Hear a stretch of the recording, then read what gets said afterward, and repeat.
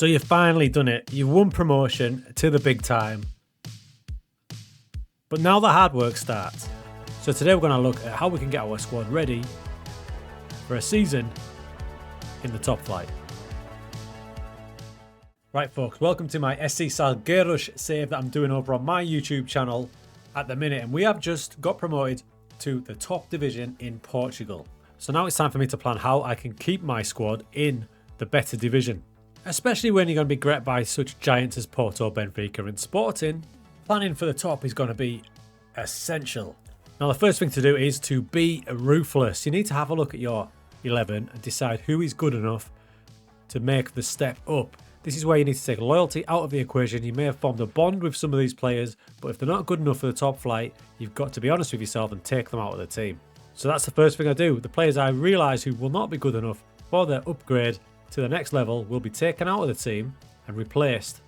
Now I can see the essential gaps that I need to focus on in the transfer market in the off season. This just helps me keep myself focused and not end up with 25 strikers. It's not only the starting 11, you need to have a look at your bench as well.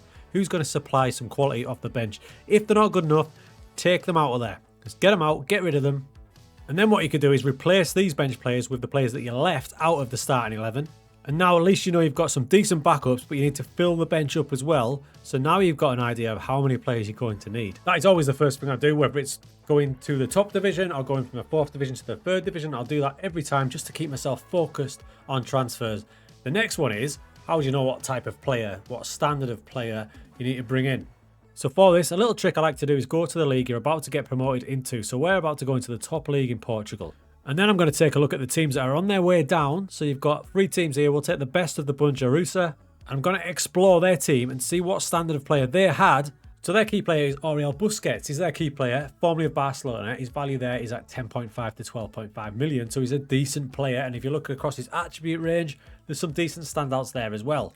So then say to yourself, right, he's their key player and he looks like he's a defensive midfielder. I'm going to compare him to what I've already got. So I'll go to player comparison, compare with Salgueiros, and I'll pick out the player who I think will be starting for us. There is Antonio Capellas. He's my starting defensive midfielder, and if you have a look at the polygon, he's not far off. He's actually ahead in some areas, behind in some others. So initially I think I'm okay there. I'm not going to have to replace that man.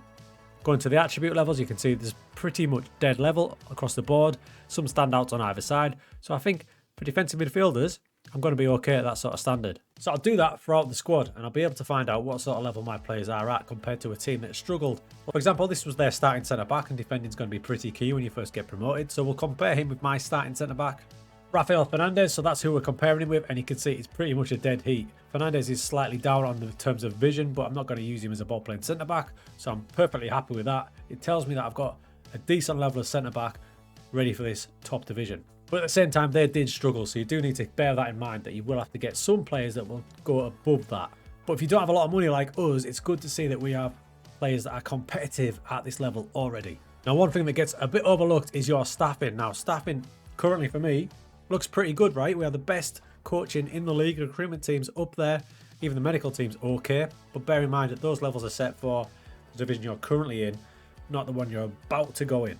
So it's a good time at the end of the season to take a look at your staff and have a look and see who should get released and replaced. Now, luckily for me, I've got quite a few that are coming up out of contract, so I can get a bit ruthless here and get rid of them. For example, Paulo Diego, is he really good enough at this level? You can see his attributes are probably set for the division below. I want my attributes of my staff to be in the range that I'm looking for my players, so he will be replaced.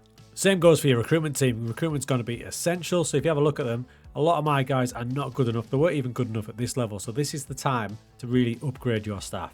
Now, once the game loads through and you go into pre-season and you are escalated into the division you're about to be in, you can get really, really down and dirty with the squad planner under report tab up here, go to comparison. So you can get really detailed here. If we choose goalkeepers, for example, an area I am pretty weak in at the minute, still some work to do.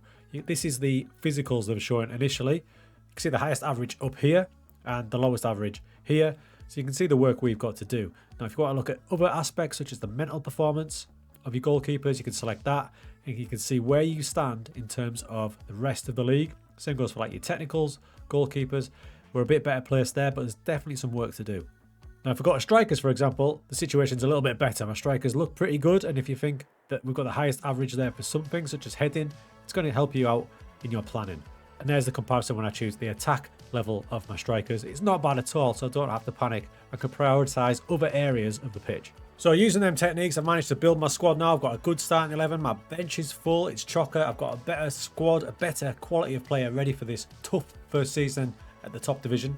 And I've also managed to up my coaching staff game as well. If you can see, we've got the highest level of coaches in the league. And for a new team, that's pretty decent. Our recruitment team's not as good because we don't have as many scouts allowed as some of the other team. But the coaching team is where it's at, and we've upgraded hugely. This is twofold. We've got more numbers allowed, so I could get more coaches in, but also the quality of the coaches is up, such as Robin van Persie coming in as my attacking striker coach. You can see his attribute there of 16. It's only going to help. So that's it. I've used those tips to get my squad ready for the new season, but with a media prediction of 17th, I'm going to need all the help I can get.